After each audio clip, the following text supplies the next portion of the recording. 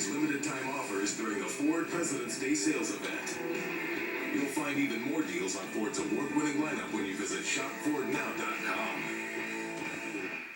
Your latest breaking news is at WRDW.com. Today on Face the Nation, the most talked about governor in America, Republican Chris Christie of New Jersey. Some call him a truth teller, others a demagogue. But it was Christie who was among the first to take on public service unions in an effort to balance his state's budget.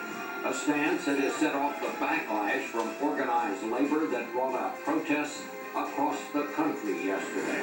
And we'll hear from our correspondents today in the Middle East for the latest on the trouble in Libya, where the death toll has climbed to more than 1,000. Then I'll have a final thought on priority. It's all ahead on Face the Nation.